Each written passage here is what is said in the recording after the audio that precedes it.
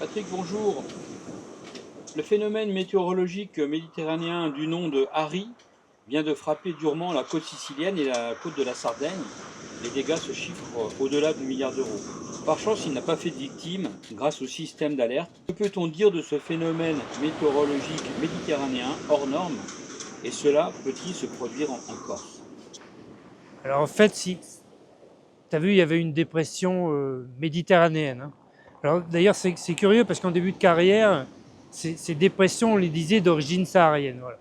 Après, tu as vu que dans la presse, on a parlé de cyclones parce qu'on sait qu'il y a maintenant en Méditerranée, enfin, on le sait depuis toujours, mais c'est plus connu maintenant, ce qu'on appelle les médicaines ou les tropical light cyclones. Donc, cette dépression-là, elle est très vaste, elle est à peu près à 1000 hectopascales, donc c'est des basses pressions.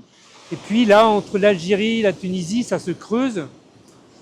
De là à dire que c'est un cyclone méditerranéen, on est encore prudent, parce qu'on n'a pas, tu vois, même sur l'image satellite, il n'y a pas la signature, donc on se donne un peu de temps. Par ailleurs, il faut regarder d'autres paramètres météo pour le classer comme ça. De toute façon, peu importe finalement, parce que cette dépression de 1000 hectopascales, qui se creuse entre la Tunisie et l'Algérie, alors déjà, elle lève un vent qui est à peu près à 40 nœuds, c'est-à-dire plus de 80 km/h en moyenne, donc avec des rafales à 120 km/h.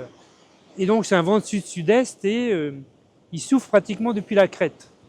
Et ce qu'il faut comprendre, c'est que la hauteur des vagues, elle dépend de la force du vent, mais aussi de la distance sur laquelle le vent va souffler. Donc ce qu'on appelle le fetch. Et là, le fetch, il est très important. Et donc les hauteurs de vagues annoncées, ce qu'on appelle hauteur significative, d'ailleurs dans l'alerte qui est bien faite, on est à 9 mètres, hein, et c'est ce qu'on observe en moyenne. Et puis aux abords de Malte, on a enregistré des vagues de 12 mètres, voire 15 mètres enregistrées, hein, mesurées. Et si tu veux, il y a une distinction entre la hauteur significative et la hauteur maximum de vagues. Je ne vais pas rentrer dans les détails, mais quand on annonce hauteur significative 9 mètres, on sait qu'on va voir au-dessus. Et donc ce phénomène, il est lié donc à ce vent qui souffle sur une longue distance. Et après, si on veut aller sur le phénomène de submersion marine, c'est aussi qu'il y a une surcote. Avec une pression de 1000 hectopascales, ça fait automatiquement monter le niveau de la mer de 15 cm. Ça veut dire que ces grosses vagues, elles vont sentir le vent, le fond beaucoup plus tard, elles vont déferler beaucoup plus en amont, et c'est ce qu'on appelle les submersions marines. Voilà. Donc, l'explication du phénomène, elle est là. Ça, c'est pour le côté mer, vent fort. Après, on a vu qu'il y avait énormément de précipitations.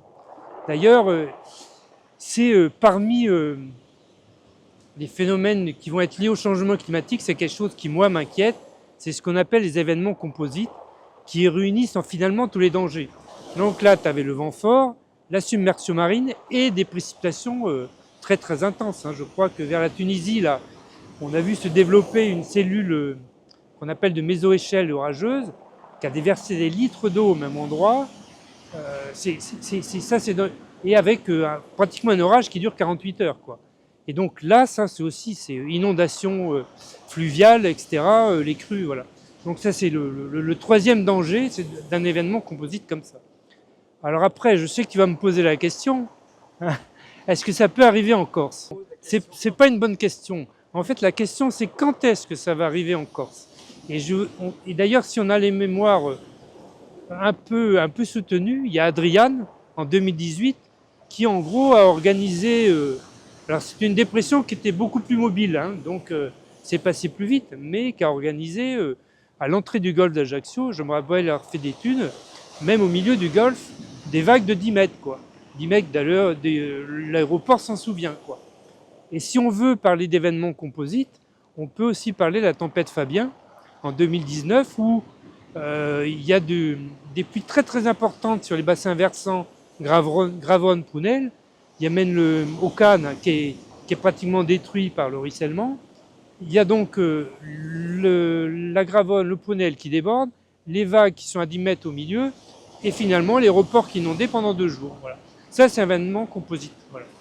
Et si on veut revenir sur l'épisode la tempête Harry, parce que moi, on va se donner du recul pour dire que c'est un cyclone méditerranéen, en fait, l'explication notamment de la pluie, mais finalement de la virulence de cette tempête, c'est que si on regarde les températures de mer, On est au large de Malte, j'ai regardé, on est à 17,5 degrés.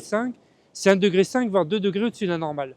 Donc encore une fois, la Méditerranée fournit aux systèmes orageux qui sont organisés par ces dépressions, elle leur fournit de l'énergie. Voilà.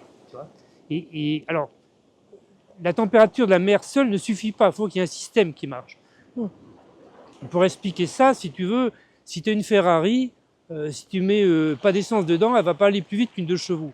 Par contre, s'il y a beaucoup de carburant, voilà, ça va être un gros système. Donc la comparaison, elle est un peu là. Donc effectivement, en gros, tous ces phénomènes, donc précipitation méditerranéenne, sont dopés par le changement climatique.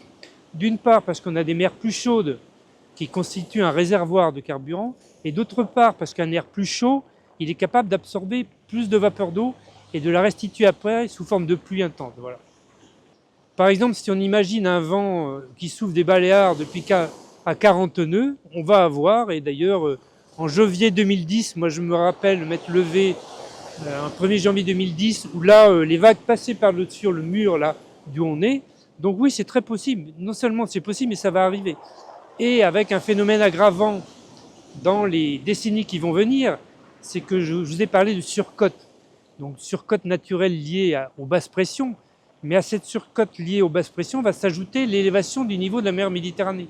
C'est-à-dire, pour un épisode où tu avais par exemple une surcote naturelle, et c'est déjà arrivé de 35 cm, ben si la Méditerranée a monté de 25 cm, tu ajoutes, on est à 70.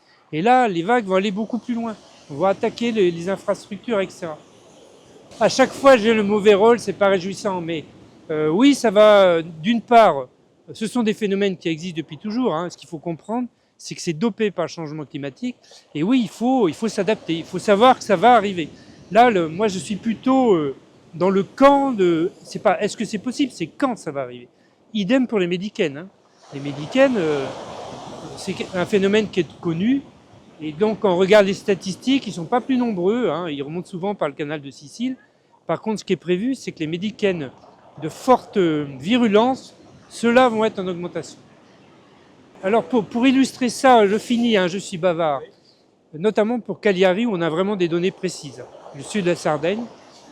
Des durées de niveau marin extrême, donc de submersion marine, qui actuellement sont classées comme durée de retour centenale, dans les années 2060 ou 2080, suivant nos émissions de gaz à effet de serre, seront de fréquence annuelle. Voilà, pour tu vois, illustrer un peu l'urgence de l'adaptation.